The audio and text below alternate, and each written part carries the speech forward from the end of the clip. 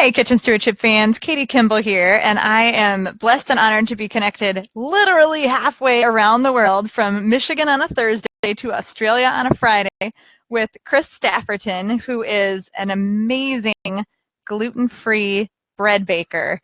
And I'm very excited to talk to him today about his craft, about how he deals with gluten-free flours, the best way to bake. We're going to talk a little bit about gluten-free sourdough, which has been something I've been kind of niggling in the back of my mind for a long time. And I think I'm going to learn a lot. I know you're going to learn a lot. And I hope this is a pleasure for Chris too. Chris, welcome. Hi, Katie. It's lovely to talk to you. Coming from yesterday land into tomorrow land. Wonderful. Yes, it always kind of blows my mind. It's so funny. I'm just glad we're not last month because we wouldn't have had sunshine on my face. I would have been in the shadows for sure. But yeah, we're finally getting some sun here in Michigan. But I want to start with your story, Chris, because there's kind of two important pieces that I think we need to learn. First, how did you fall in love with baking? And then second, how did you get to become a gluten-free, specifically baker? What's that part of your story? Okay, how did I fall in love with baking? Well, that's an interesting one. It goes all the way back, back to before I was born. My mother discovered when she went into hospital to have my older brother that Dad was useless in the kitchen. He couldn't even boil water without burning it. So she decided that all of her children would be able to take care of themselves in the kitchen. Nice. So from an early age, I learned at my mother's side, my grandmother's side, and picked up all sorts of things. So I picked up a bit of a love for cooking. Roll on 20-something years. I'd been to uni. I was single, living in a flat in Sydney, and I had to cook for myself every day. Mm-hmm. So I took the attitude that I've taken with a lot of things in life. If I've got to do it, let's make it into a hobby. So I started doing things just for the enjoyment of it, and push the limits of my knowledge and understanding to see where I could take it. Go back now about 10 or 11 years from now, and my doctor told me after a whole series of tests and checks and all sorts of things that I had to go off gluten. Okay. And who had loved bread. My holidays were always checking out the local bakeries and seeing what was available. It was not just that I'd gone off gluten, but as if my throat had been cut. There was just nothing for me to eat. And when I looked around to see what was available in gluten-free, it was awful. It was just frightening. Yeah, it was not nice at all. And to make matters worse, around about the same time, I had a daughter who had to go gluten-free. So there was a real issue for me about how I provide, or how my wife and I provide good food for our daughter as well as food for me. The fancy stuff didn't matter for me, but it was really good to be able to provide our daughter with enjoyable foods and treats because she missed that. You can't just go into a bakery and pick up a nice pastry or a nice fruity roll or something like that. So there was a challenge there to work out how to do all this stuff. And had you been baking homemade bread before that? Because you talked about cooking, and to me, cooking is very different from baking as far as the finesse and the skills that it takes. Were you a homemade bread baker at that time? I used to do a bit of homemade bread. When I was at uni, and I've struggled to find some historical records to back up the story, but when I was at university, there was a bread strike in Sydney. I was studying in Sydney, and there was a bread strike there. You couldn't get bread. And I thought, well, in addition to this, go and get some flour and get some yeast and make some bread. So that's when I started baking bread. I didn't get really seriously into bread baking until I became gluten-free. I just used to play with it occasionally, bake bread rolls and the occasional loaf at home. It was more fun. We did use it for a while, to my shame. No, not to my shame, because a lot of people use them. My wife brought a bread maker because she didn't want me in the kitchen all the time. It was easy to get the bread ready so that it was fresh in the morning and all that sort of thing. But we used the bread maker to good effect when our girls were small, because a couple of them wouldn't drink milk. And at that stage, we thought drinking milk was really important. We found out why later. One of them just has this texture thing and can't have anything slippery or greasy. And milk just fitted in with that texture range, and she couldn't take it, couldn't stomach it. So what we did was we started making bread in the bread maker, and we fortified it with powdered milk. So we were getting the calcium into their diet. Now, we've learned a lot of other ways of getting calcium into our diet since then, but that was what we did.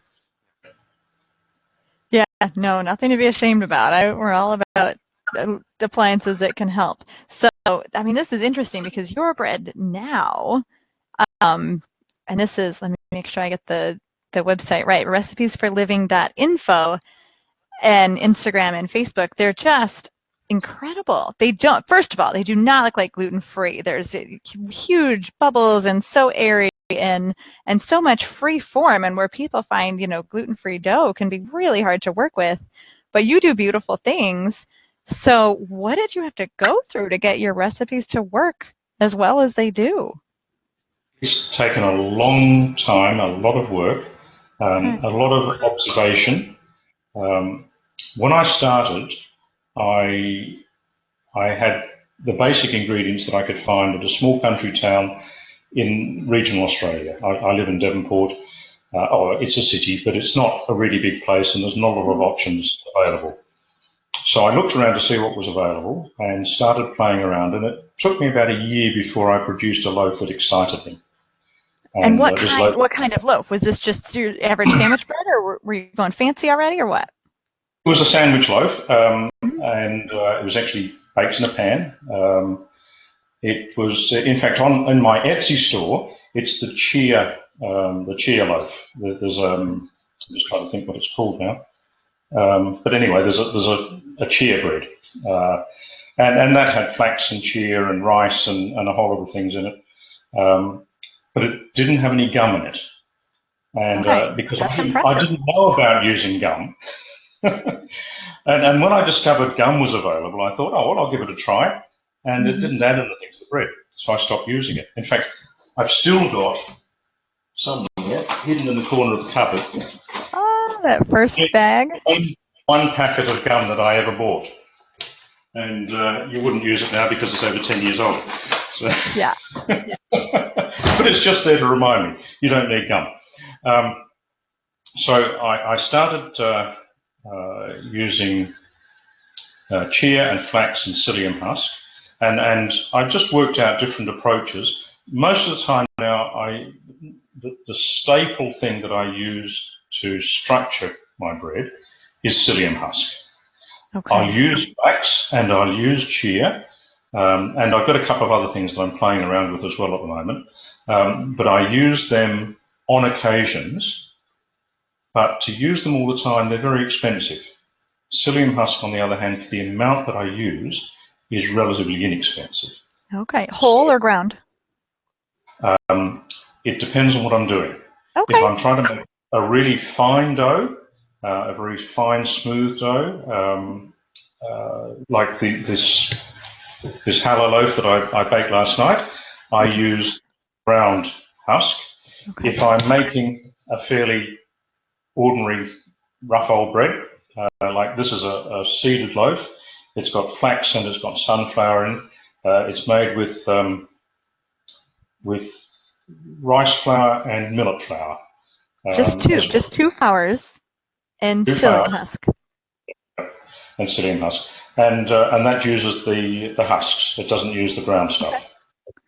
So it depends on what I'm doing. So if I'm doing croissants, for instance, I use the powder. If I'm doing baguettes, I use the husk. It just depends on the style of bread that I'm doing as to how fine I need the flour, how fine I need the dough, and how fine I need the final crumb in the bread to be. Okay, and then you mentioned, you used the word structure, so that the chia and flax, and then for you, psyllium husk gives the structure, and this is kind of what we lose when we aren't using gluten. Like gluten for whole wheat people, developing that gluten gives the structure that holds the bubbles from the yeast. Am I saying that correctly, or help me out here? What does structure mean? Well, the gluten holds it does part of the job of holding the gas to Okay. make the bubble. Whole thing, there's starches and other things in the dough that are also doing that. So when we're baking gluten-free, we think, okay, now we haven't got the gluten, but we do have starches and we do have other components in the dough which will help to hold the gas and help to provide structure. So with the psyllium husk, that is it provides a sort of a goo, a gel. Now, some people like to mix it up and then put it into the dough. Mm-hmm. I just put the dried powder or the dried husk straight in with the flour as I'm making the dough. It works just as well. In fact, I think it works better because it's more evenly distributed through the dough. Okay. Yeah. So there are those things. So the psyllium helps to create a sort of a matrix in the dough in a similar way to the gluten, but Okay. without the downside of the gluten. Also without the upside because it doesn't have the stretch, even though it is moldable. Mm-hmm. It doesn't have the sort of stretch and the elasticity that you have with gluten. Sure, sure. Now, I've read, and I mean, look at that beautiful bread, but I've read you say that the way you make your gluten-free bread, it's just another variety of bread. Are you trying to like not be separatist between gluten-free and whole grain? What does that mean? And then what can we kind of expect as we begin to understand bread making the way you do it? Okay. When I read what a lot of people are doing, they situate themselves as gluten-free bread. First off, it's gluten-free, and then it's bread.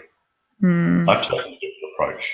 I want to make really good bread, and it just happens to be gluten-free. So I I'm love that. working on ingredients that I'm using to work out how to make the best bread that I can with those ingredients. And I use a really small palette of ingredients. So as we said earlier, this loaf has only 2 flours in it. This loaf has 3 flours. Okay, 3 is the maximum that I would normally use. Okay. So what can you list? What do you have in your kitchen? What are your flours? I make lots of different styles of bread, so I keep a lot of flour or a lot of grains and so on in the kitchen. I mill most of my own flours. So if I go in the cupboard here, my standard grains that I keep is millet, there's brown rice, and there's buckwheat. There's a little bag of amaranth. There's and I've also got quinoa, so a bag of quinoa seed here. That's really, yeah, that can be fun to play with. I've got some arborio rice just for fun, something a bit different, or some sushi rice, and occasionally I'll use purple or black rice. They're very expensive, but it just adds a lot of fun to the loaf. Yeah. So I a loaf like I made recently. I'm sorry I don't have any to show you today, but I couldn't do the whole baking thing.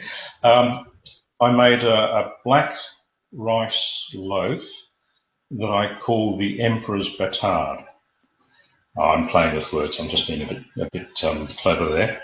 The black rice, the tradition at least that comes on the packet, is that in Thailand and China and Southeast Asia, black rice was reserved for royalty, for the emperors, the kings, and so on. So it was a special rice that nobody else could have. It's a beautiful rice. It has a lovely flavour to it. I think I might have seen a picture of that bread. Does it now? When I cook black rice, sometimes when you make it into like a rice pudding, it turns a little purple. Did the bread go purple or black, or what? How'd that end up? Went really, really deep purple, really deep, almost black. That's fun. And it's beautiful, and it looks good. It was a nice, it made a good bread, the same as most of the rices I use make. But it has that beautiful flavour in it as well. So you had the bread. So I think I put some pictures on Instagram and Facebook with some blue vein cheese on it.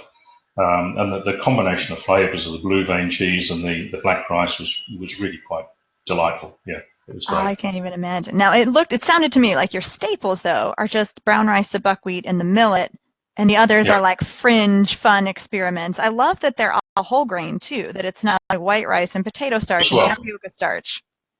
Mhm. I do use a little bit of tapioca starch. That's very useful.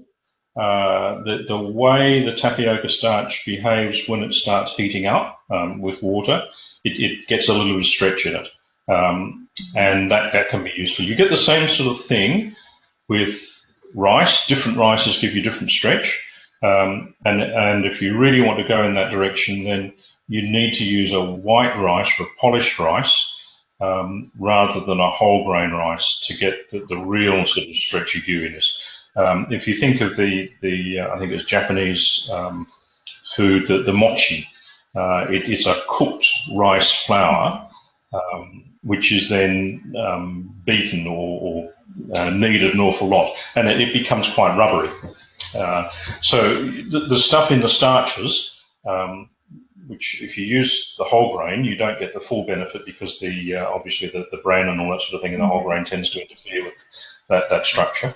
But you get the benefit of that sort of rubberiness that comes when you begin cooking the starch, and obviously when it's in the bread, as it's cooking, it goes through that process, and that helps. It's that sort of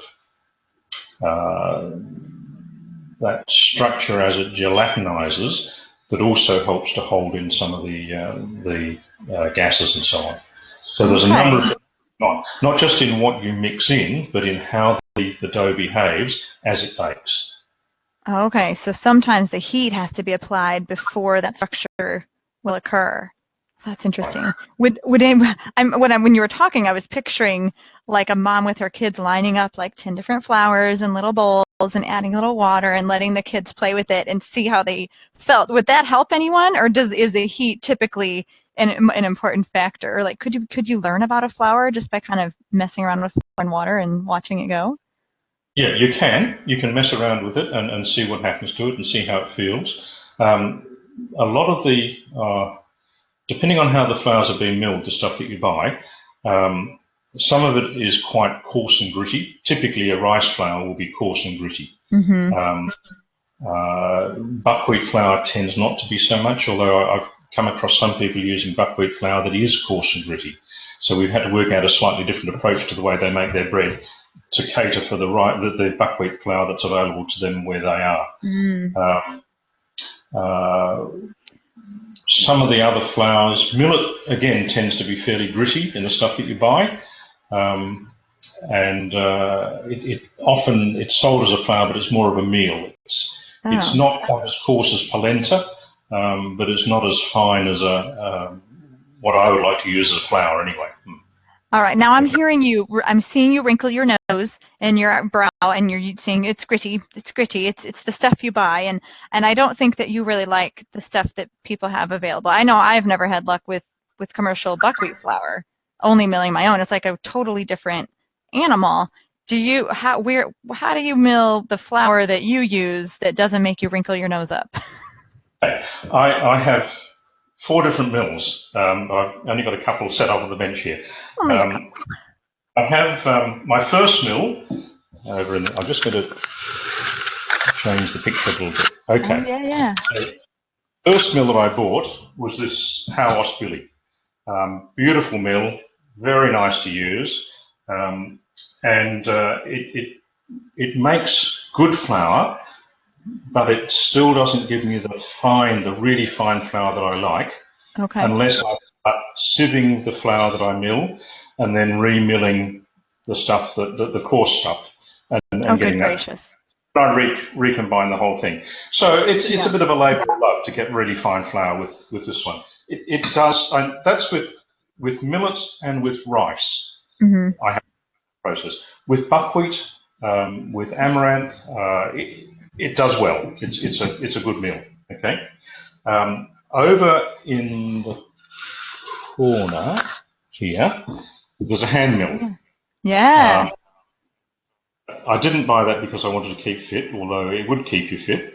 I bought it so that when I was playing around with different flours, I could mill them without mucking up Billy, because I was trying things like tempering. Tempering is a technique that's used with with wheat flours and all that sort of thing that helps to soften the flour.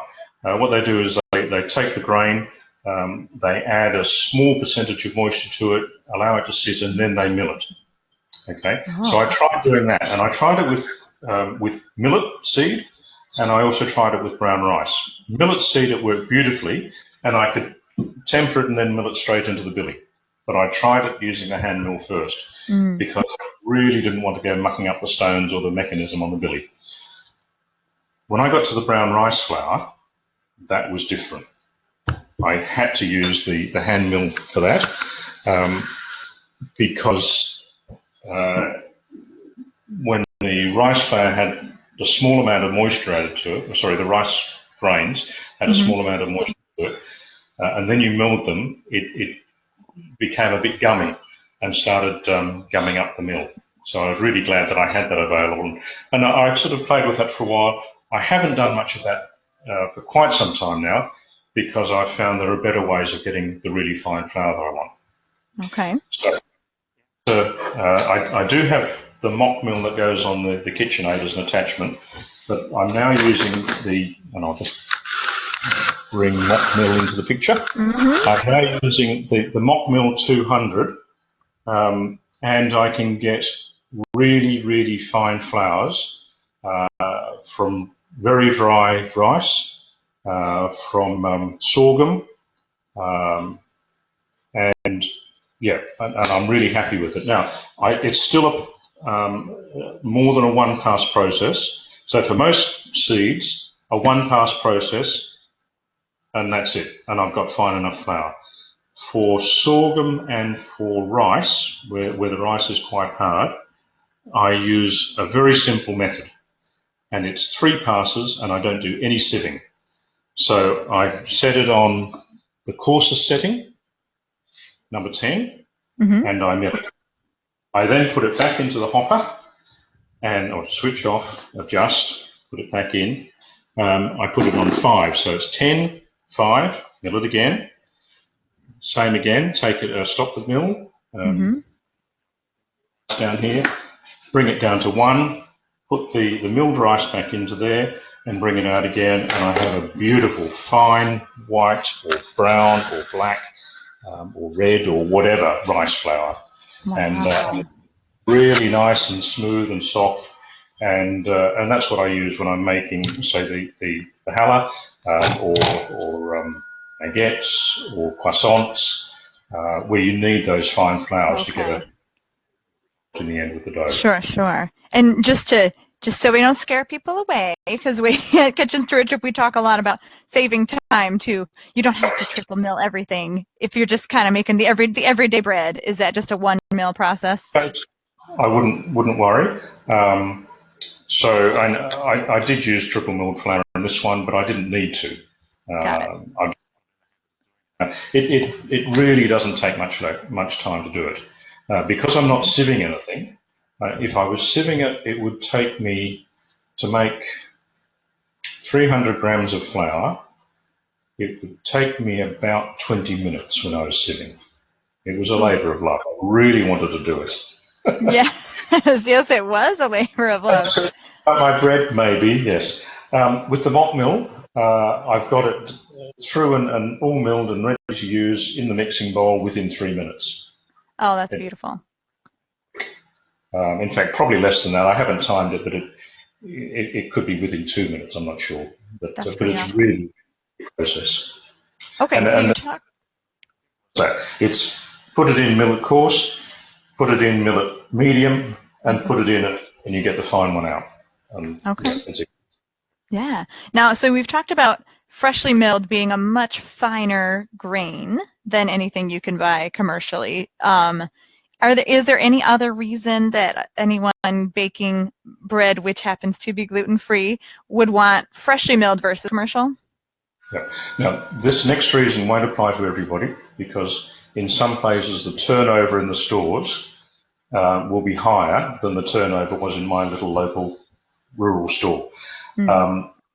I had a disaster with a particular, it was a sorghum flour, and I bought it and it just didn't feel or seem right. right, and I couldn't work out what it was. I mean, I was using it because that was all that was available. But in the end, I worked out that it was actually rancid. It had gone Oh. off around that long. And I worked out that it must have been rancid because I then had another problem that came with it, and it had weevils. And the weevils went all through the bags in all my cupboard. So that's why I keep everything in containers now, just Mm-hmm. about losing stock because, because of problems like that. So that was one of the things that drove me to getting my first mill, the billy, Okay. because to be dealing with flour that was old and rancid, and I didn't want to be dealing with weevils and things like that in the flour. Absolutely. And I mean, even if it's not rancid, the freshness quickly goes down, and you can keep whole grains like pretty much forever. And Right. flour, you gotta freeze it, and yeah, can be a little So tricky. I have in my store cupboard, I have some tubs of grain. Buckwheat I buy once a year from a local grower, 20 minutes up the road, and Oh, nice. a local organic grower. I buy my buckwheat and my quinoa there from Kindred Organics, and it's beautiful. It really is a beautiful buckwheat, and the quinoa is a lovely quinoa as well. It does mean, because I'm buying the quinoa directly from them, and it's been harvested and it's in their storehouse, I do need to rinse the quinoa because quinoa has um, a coating on it which is part of the natural seed coating, which helps to protect the seed, and you need to remove that because it's slightly bitter. Um, Then do you Normally have to when dry it out or dehydrate it in some way? I use a food dehydrator, so that takes a little while, but I can do half a kilo or a kilo at a time. I don't use a lot of quinoa. I'm not using it every day, as you said. It's more the millet, the buckwheat, and the rice that I use every day.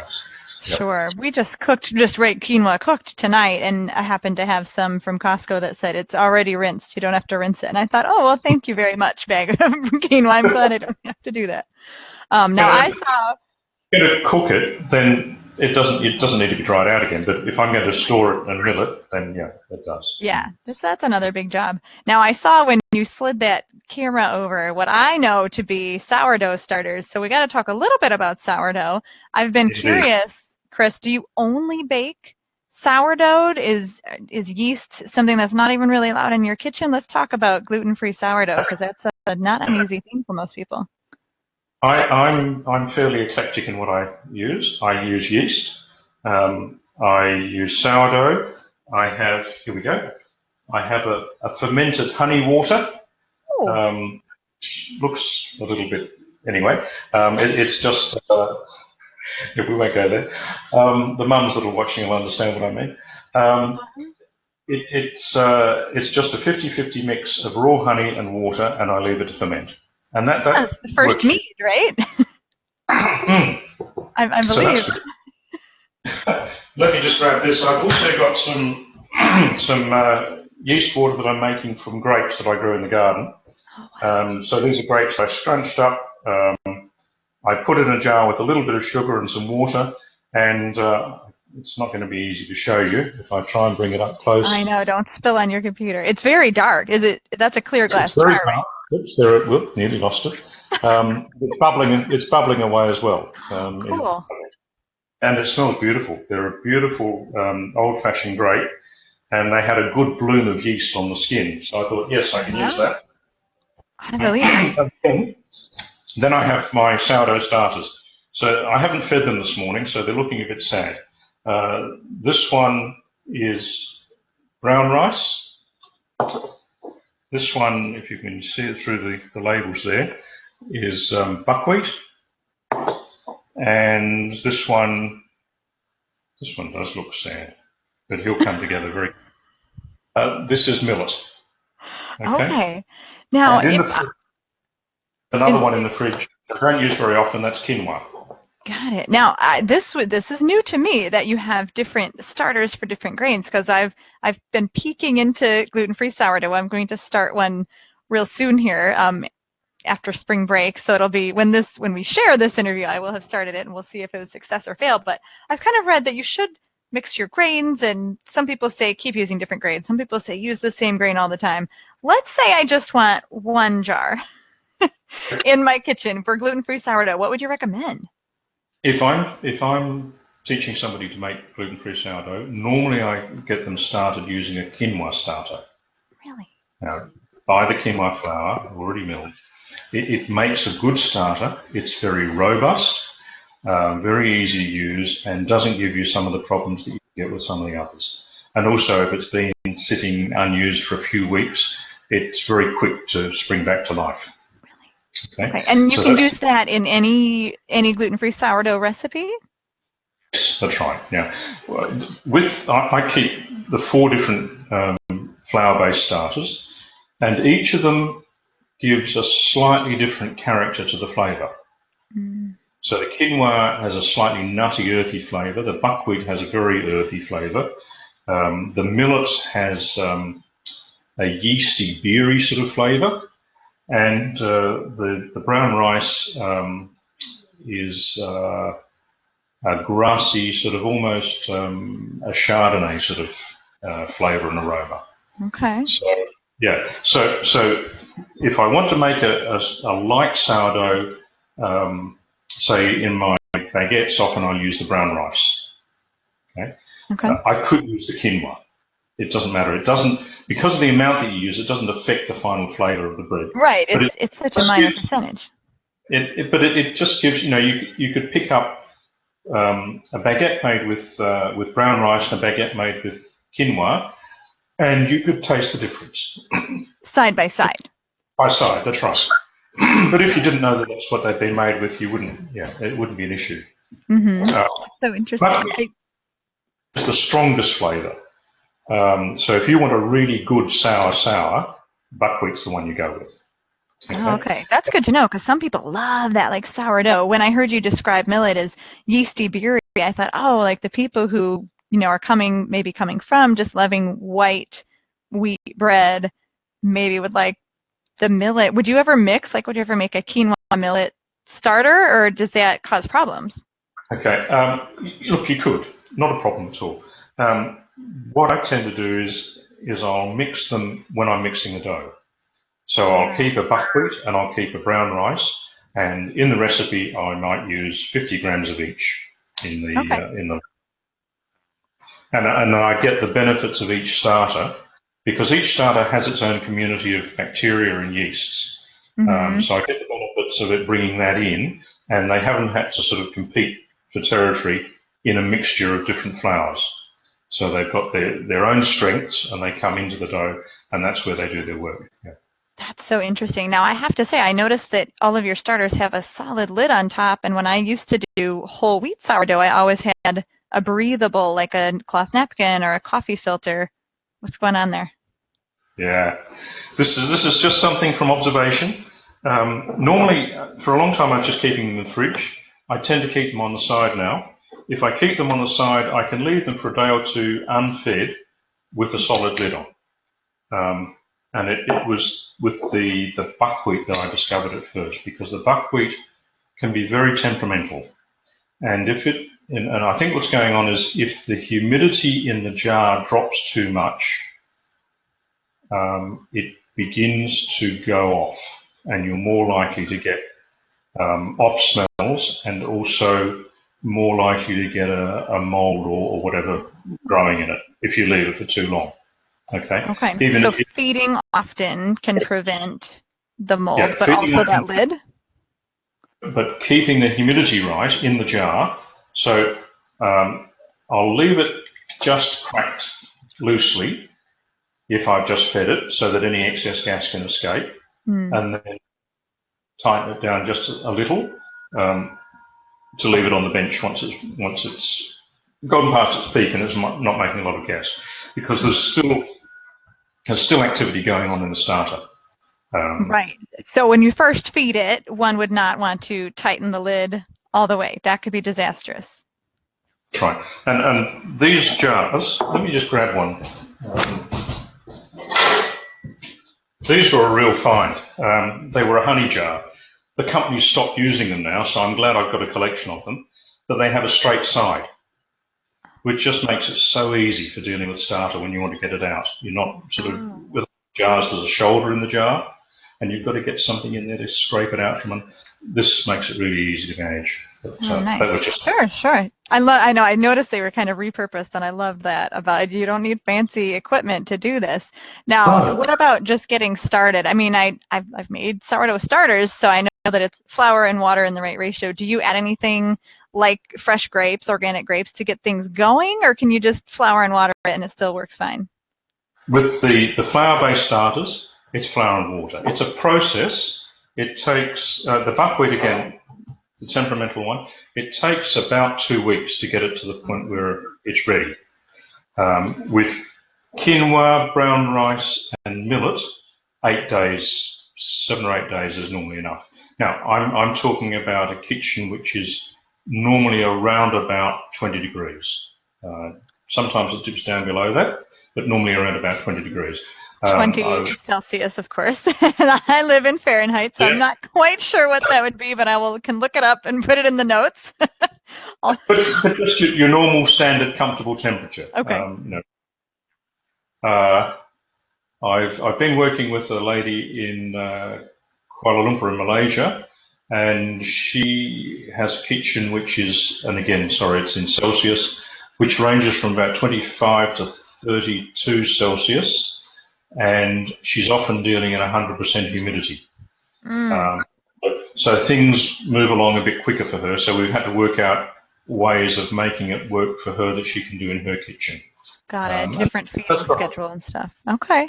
So for those of you who are total sourdough rookies, sourdough is flour and water, and then you're capturing yeast from the air. So you would leave it a little more open to the air at first, right? Maybe cover it with a breathable filter or something. No. No. Oh my goodness. Okay. Well, It has here's its the own problem. yeast going on in there. Any flour that you get has yeasts and bacteria already in it Mm-hmm. that come from where it was grown. Okay. It may have put some up in transit, but most of it's from where it was grown. There's even some research to suggest that some of it actually inside the seeds. Now, I don't know much about that. I've just read some research. Um, so, so most of what we're culturing is already there. Now, Okay. of course, there'll be stuff in the air. There's stuff in the air everywhere.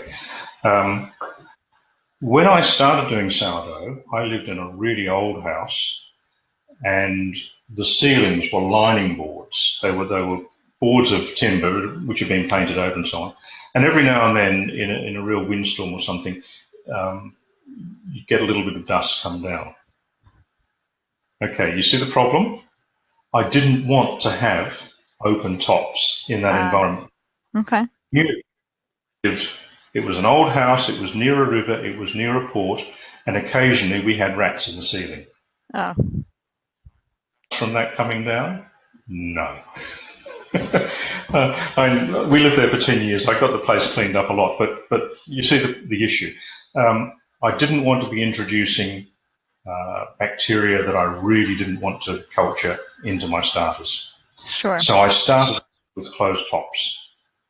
And Okay. I'd read all the stuff about gathering it from the air, and I kept thinking, now how am I going to deal with this? But it was working. I thought, hang on a minute, there's something else going on here. There's a lot of mythology about capturing everything from the air, Mm. but it's actually what's already in the seeds or what's on the grains that really provides what we need. Okay. And when you start, there's been let me try and collect my thoughts on this. There's been a change in attitude about agriculture. So there's a lot more focus now on keeping the soil itself healthy and making sure that it's got the right bio communities in the soil. Mm-hmm. Yeah. Those are the things we get in our grains and our seeds. And if the soil's healthy, you've got the right stuff coming through in the grains and the seeds. And when you ferment your flours, what you're doing is setting up an environment in which the bacteria and the yeast that you want can thrive in there. Mm-hmm. And you don't need to be collecting stuff from the air.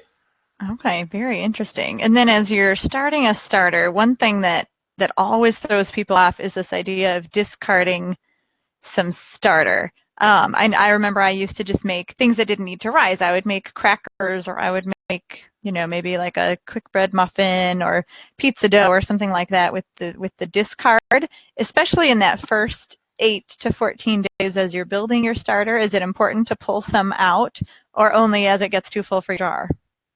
It's important. I wouldn't use the stuff that I'm pulling out as I culture the starter. I wouldn't use that to eat. Okay. Because it's an unstable community at that point. What I'm waiting for is when it becomes quite stable and quite resilient. So the community, that the acidity of the stuff is right, the right community of bacteria is there in the right sort of quantities because it's become stable. So I wouldn't really want to be putting that into my own stomach. Okay, that's fair. What do we However, see, like visually? Let's say I'm going to start one in a couple weeks here. After 7 or 8 days, what am I looking for to say, aha, I have the right community and it's stable? I have no idea what that would look like. it's time, really. It's just time. Oh, You can't see the change a lot, but after, as I say, with the millet quinoa and buckwheat, millet quinoa and brown rice, about 8 days, you notice that it begins to settle down so that you get the same behaviour.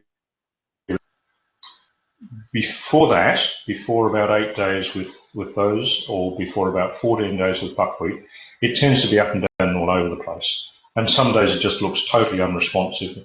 And occasionally, particularly in the early phase, particularly with quinoa, the second or the third day, you get this sudden explosion of activity. And people look at it and say, oh, it's ready to use. Well, no, it's not. You've just got an explosion of activity. The next day, it settles down again. And then for a few days, there's not much happening. And then eventually, it begins to behave nicely so that when you refresh it, it doubles roughly. And then it comes down again. When you refresh it, it doubles roughly, and then it comes down again. So you're looking for that. And that's a matter of time to get that consistent behavior. you If you really do don't, sound like a parent. You sound like a parent who's watching a bunch of toddlers running around and you know how they should behave, and it's very sweet. So, but just to clarify for people who don't know how flour should behave, the doubling is the key to look for. So you feed it, and there's a bubbling and a rising, and then a falling back down a little bit. that's right. And that's one of the reasons that I like these jars would be too small to make a starter in, but I like a nice tall jar and a big jar for another one. Okay, so you can keep your starter in those jars once it's healthy, but to make a starter, we got to go a little bigger so it has room to run around. A lot more. With my starter recipe, I normally reckon on about half a kilo of water and half a kilo of flour is enough to get the starter going from scratch. Okay. So, in my recipe for that, that's what I say. Half a kilo of water, half a kilo of flour. But you only use small amounts at a time. So it's normally about 30 grams flour, 30 grams water the first day, again the second day, again the third day, and so on, until you get to the point where you start discarding. But a good straight-sided jar, nice clear jar, and you can then see when it doubles. If the jar's a strange shape, then you're not going to see the doubling properly. So, yeah, with this, because it can just rise up, you can mark it, use a rubber band or a texture or something like that, mark where it starts, and then you can see where it goes up to, and that gives you an idea of how it's going. Gotcha. Very cool. So now, if we're baking bread, how does baking with sourdough really differ from baking with yeast, with all these gluten-free flours? It depends on how quickly you want to do it. Because I can bake with yeast and I can get a similar result to baking with sourdough. Okay. There's some changes that happen in the flour with sourdough. But with a quick yeast bake, I've got some bread recipes, beautiful breads, that take about 2 hours from the time I start assembling the ingredients to the time it comes out of the oven. Mm-hmm. But those loaves require more ingredients than a sourdough that takes 2 or 3 days to make. Okay. So that sourdough has a lot more rest and proofing and rising. And right, because it's the bacteria and the yeast that are doing the work in there, and they're producing the things that need to make the bread work. Mm-hmm. Whereas in the quick loaves, you're putting stuff in to make it work. Okay. Okay. Yeah. I mean, hence quick yeast. Yeah. Okay. That's interesting. So what kind of tools and resources beyond a good mill and a straight-sided jar would you recommend for someone to really make gluten-free baking work? Okay.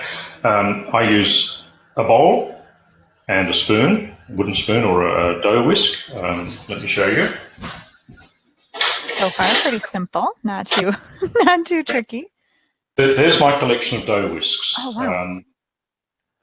The first I started with, and then I picked this one up on Amazon. It's now just let me think. I think Teresa Greenaway, who has Northwest Sourdough, I think her son makes these. Beautiful little whisk. And then these two, I bought them from Weekend Bakery in Holland. So I use those.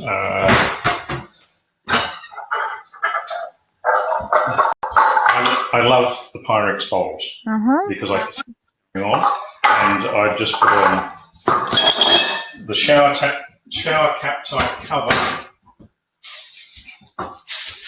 over the top of the bowl. Sure. Keep the rats out. That's right. Yeah. Yeah. Oh, this house is fine. It doesn't need that. But yes. Hey, there's bugs everywhere. But I do sometimes, and this is my daughter helping, one of my daughters. She gave me some of these nice wax wraps. Okay. Those as well. So that's fine. So I use those. My mother just used to use a tea towel over the top. So really anything to keep the bugs and dust out works, and right? to keep the moisture, the humidity about right in the bowl as well. Okay. Don't be drying out. So if you put a tea towel on, it needs to be a damp tea towel because that'll keep the moisture in there. If it's a dry tea towel, the surface of the dough will dry out. I see. Okay. And now she was making yeast bread, so it was probably pretty quick. With sourdough, of course, there's so long to wait. Now, what is that? Scales. Oh, the scale. Mm-hmm. Digital scales.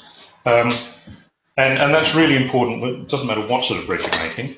To get consistency in the bread, you weigh everything. You don't use volumes. Don't use a cup of this, a cup of that, because your cup and my cup will be different amounts of flour. It depends on how we handle the flour. But if I weigh it, my ounce or gram. We can do grams. We can grams. That's right. Of course, I've seen grams coming out of the States now. For a while, people said to me, "What do you mean grams? We only use pounds and ounces." I said, "Come on, guys, get with it." Anyway, so yeah, so your kilogram and my kilogram are the same. Doesn't matter where we are. Okay. So if we're using weights, we can get consistency. So I even weigh the water. So I'll use, say, 300 grams of water. And that's fairly easy. Just I use a filter jug. I filtered water. Use filtered water because with the town-treated water, that's really designed to kill some of the bugs that we want to have working in the bread. Right. So no chlorinated water. Yes, that's good to remember. At least you could boil it, or you could leave it standing for a few hours just to let the chlorine evaporate. But yeah, you want a nice clean water. And it's important what they do with the chlorination, but it's just got to be careful how we treat the starters. Yeah, absolutely. Well, that's not too much so far. Do you have fancy pans that you use, and can we just use regular bread pans when we're baking gluten-free bread? Once the bread's ready to proof, before it goes in the oven, so the last stage, you normally, if I do it free form all the time, or nearly all the time, I use a banneton. Now this is a cane banneton. What happens is you dust the inside with flour, and then you put your dough in there, and it does its final rise in there. Okay. When you're ready to bake, you dust a baking sheet, turn the dough out, gently, carefully, and put it on the baking sheet. and you get the cute little lines from the Mm-hmm. banneton and so on. Use this one. There's another one here made of paper pulp, not paper pulp, of wood pulp, Okay. and smooth side on that. That one is a really good one for using if I want a seeded loaf. I just throw seeds in the bottom, throw the dough in, and when I take the dough out, it's got all the seeds stuck to it. Oh, nice. Yeah, so how many, when you're doing sourdough, I might have just lost your feed right now. Good thing we're almost finished. But when you're doing sourdough, how many rises does it take? How many times? Normally two. I Okay. normally do a bulk ferment, so that's mix the dough, leave it sitting in the kitchen covered for, it depends, it might be 8 hours, it might be slightly longer, um, and so often it's overnight. So Hmm. it's sort of, yeah, how long is overnight? How well do I sleep? Did I get up early? Did I sleep in? And then I shape it and put it in the banneton, and Okay. uh, and then it's normally an hour or so in the banneton before it's ready to go in the oven. So I'll shape it, put it in the banneton, start the oven warming up, um, and then it goes in the baking sheet. Now, these bannetons are not cheap. They Mhm. in Australian dollars, this one would cost me nearly $40. Oh, Um, but we can and do this it with something else, right? We don't one, have to have a banneton. so here's a polypropylene fruit basket. Here's a liner made of, this one's actually made of a bamboo cloth, something I was trying out, but Hmm. you could use a linen tea towel. You can even use a bit of calico. I use that sometimes, and you just dust it. That's one of the benefits of making gluten-free. You don't have the gluten which sticks to everything. Ah, Gluten-free dough tends to come away quite easily, and it makes it much easier in the cleanup as well. nice. So you dust the inside of that, put your dough in there, cover it over, and let that rest until it's ready to go into the oven. Okay, very good. And then two rises, if I remember right, that's pretty much the same as yeast bread. One rise in the Yep. bowl, one rise in the pan. So it's just that one is much, much, much longer. Yes, that's it. Yes, and Okay. even the second one is a bit longer. And for my quick breads, you'd be 15 to 20 minutes Uh, as opposed to an hour for this. Yeah. Absolutely. And that's just to activate all those kind of slow sourdough things, and it ferments. It begins to ferment the flour in the bread too, and that's what brings that sour flavor out, right? Right. Yeah. As soon as you wet the flour, doesn't matter what the flour is. As soon as you wet the flour, the enzymes that are already in the flour, they're part of the structure of the Hmm. flour. They begin working, produce or changing the starches and producing sugars. Um, and then the bacteria and the yeast in the sourdough begin to start consuming those sugars and Okay. changing those sugars. And sometimes, depending on what it is, it goes through a number of different stages of different sugars. Okay. And then they produce the gases which lift the bread. Yep. Very interesting. And make it more digestible too from a nutritional standpoint, at least as far as we understand thus far. That's right. Yes, as I understand it, it is making it much more digestible. Even the gluten-free stuff becomes more digestible. Hmm. Yeah, I mean, Um, a grain is a grain. Our bodies need to break it down in some way. So, I have two final questions for you, Chris. One is, where can people find you? Because I understand you're writing a book, you have a blog, you're on Instagram and Facebook. So we have to go look at all your bread. So you need to tell us how to get there. And then, are you going to cut into those breads so we can see them? Oh, sure, yeah. Even Just let just me one. You don't have to cut both. Like you see the outside, and they almost look like a show bread in the window that's not even made of full Yes, flour. It's plastic or something. actually made of modelling clay. No, Yeah. on my breadboard. Okay, where can you find me? Yes, I'm on Instagram. And oh, before I forget, here's a disaster. Not everything's successful. This was that other, the braid looked beautiful, didn't rise properly. Still not sure exactly what I did wrong. If you clank those together, are they hard as bricks? Oops. We've all My had those. I've had some of those. bit and the chooks will finish the rest. Yep. Okay, so let's go with the now. If I can angle it down, we'll see if we can get a genuine Oh, thing yep, happening. you're there. So that's the loaf. This is the Yeah. my sunshine loaf. It's rice and millet with flax and sunflower seeds. And that crispy outside. Listen to that. Oh, Here we look at go. that. Beautiful. I wish I could smell it and taste it. It's really quite delicious, fairly soft, and anyway, so that's that one. Beautiful, beautiful. And then you said you sell these in an Etsy store too, for those lucky enough to be somewhere near you? Recipe very similar to this, that's based on yeast, but it still takes a long time, and it's called the Sunshine Loaf. So recipesforliving.etsy.com is my Etsy store. Let's just cut into the other one. So there's the plat. Oh yeah. And we can see that has worked beautifully. There's a little bit of cardamom in this as well. So it's, wow. And of course, yeah, because I'm just making bread, and that's again quite soft and pliable. This was an experimental one. I haven't finalised this. Some people think that you just sort of magic it up and it all happens. It takes a lot of work to get a loaf that works. I had a friend from another country who was after one of my recipes recently, and he kept on saying, when can I have it? Well, I said, when it's ready. You won't have it before it's ready, because no recipe leaves my kitchen unless it's been proven, and I'm very confident that it's going to work properly for you. Wow.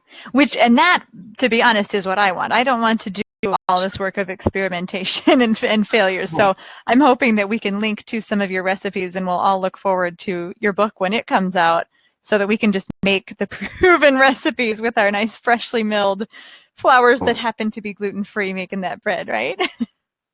That's right. So recipesforliving.etsy.com, recipesforliving.etsy.com.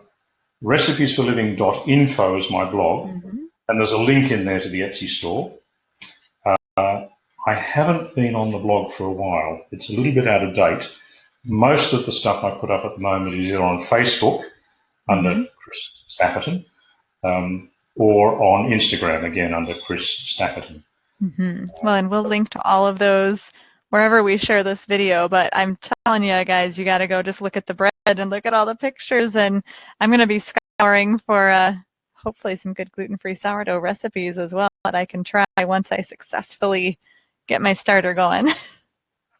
Now, with the sourdough recipes, in the Etsy store, I don't sell sourdough recipes. And the reason for that is that sourdough is just that little bit more complex and takes a bit more work to learn, and I like to make sure people have got a good starter, so I provide individual tuition on sourdough. Okay. I don't take many people to do it, okay? It's a little bit special. However, in the Etsy store, there's a group of recipes called artisan recipes. Okay. They're made with what I call a poolish. It's a bread making term for a starter that's made from yeast and flour and water. If you have a good starter, then you can use the starter to make that pre-ferment, that poolish, instead of yeast. Got it. It's fairly easy. So for that poolish, instead of using a pinch of yeast, you might use 20 grams of starter. I see. Okay. And I forget how many there are in the artisan range, but as I said, this sunshine bread is one of the recipes in the artisan range. There's a baguette, and there's a focaccia as well, and a few other different styles of bread. So there's a good range of different styles within that small section as well. Yeah. Sounds amazing and delicious. Well, thank you so much for joining us here at Kitchen Stewardship for this interview, Chris. It's really been a pleasure and really fun to see how you've grown as a baker, and just how you do really dive in with passion and do it right. And I think you've made this a lot more than a hobby for sure. But thank you so much for sharing your wisdom with us tonight. My pleasure. Lovely to meet you, Katie, and lovely to chat with you. Thank you very much. Yes, happy baking.